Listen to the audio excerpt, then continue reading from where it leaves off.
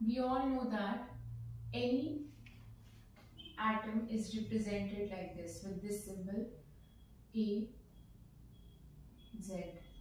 Also X, Z, A. Both of these means the same. किसी book में तुम्हें ऐसे दिया होगा, किसी में ऐसे दिया होगा.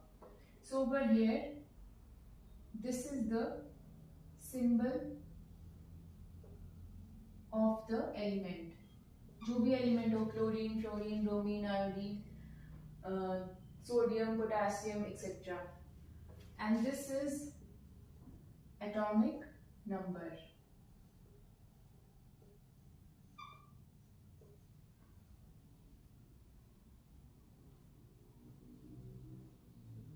Atomic number का मतलब है number of protons.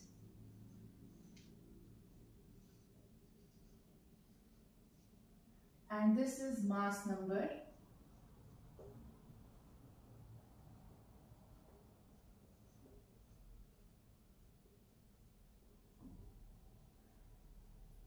Protons plus neutrons in a nucleus. ठीक है, तो ये है एटॉमिक न्यूक्लियस. एटॉमिक न्यूक्लियस जो था, it was first discovered by Rutherford. Ernest Rutherford ने गोल्ड फॉइल एक्सपेरिमेंट किया था पार्ट और न्यूक्लियस की डिस्कवरी हुई थी. एंड वहीं से हमने क्या किया था कि ये बताया था कि न्यूक्लियस एग्जिस्ट करता है किसी एटम में. ठीक है, gold foil experiment class 9th में आपने पढ़ा होगा. So this is atomic nucleus.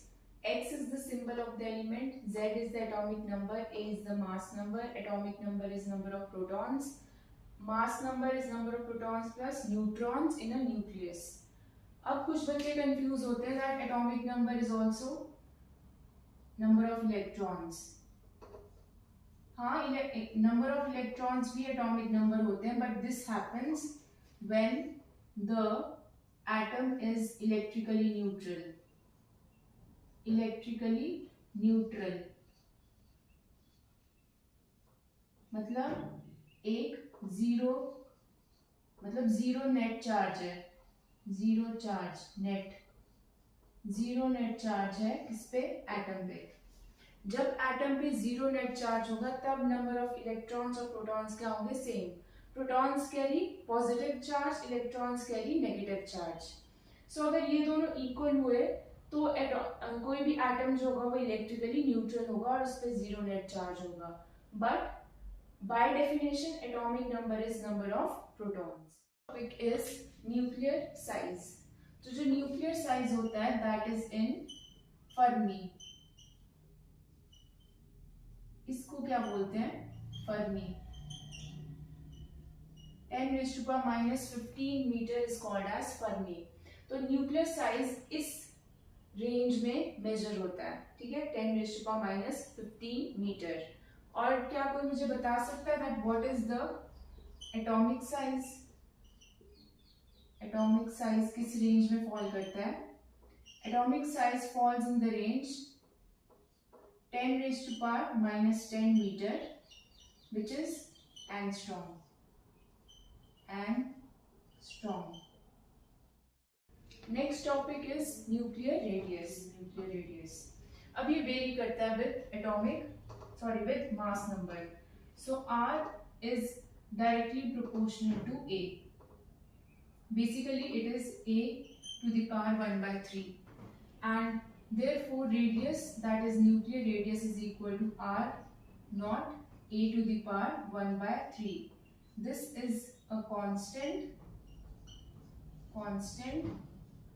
and the value is 1.4 into 10⁻⁻15 metre. ये होती है इस कांस्टेंट की value. And this is the mass number. Mass number जो कि हर एलिमेंट का अलग होगा. Mass number. ठीक. सो न्यूक्लियर रेडियस, ये फॉर्मूला इज वेरी इंपॉर्टेंट. ये बहुत से क्वेश्चंस और न्यूमेरिकल्स में यूज होता है. That R equals to R naught A to the power 1/3. Nuclear charge.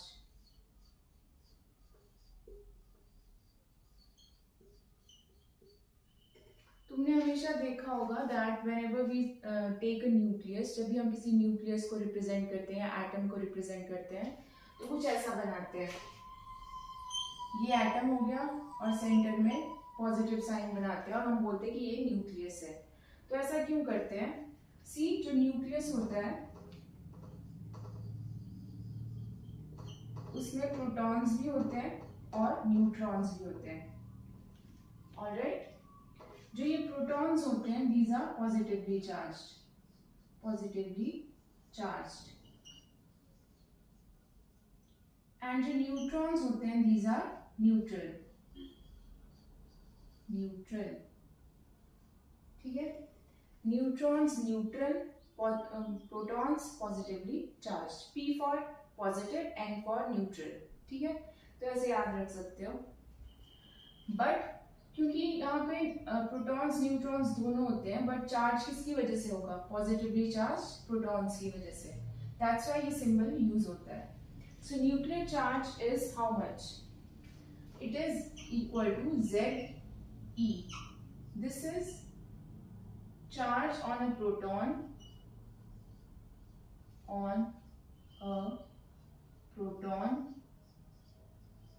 and this is number of protons in the nucleus. जितने nucleus में प्रोटॉन्स होंगे वो multiplied by charge on a proton, that will be the total nuclear charge. ठीक है, ये very करेगा from different. अगर number of protons ज्यादा होंगे तो ऑब्वियसली चार्ज ज्यादा होगा. तो अलग अलग स्पीसीज में नंबर ऑफ प्रोटॉन्स अलग अलग होते हैं.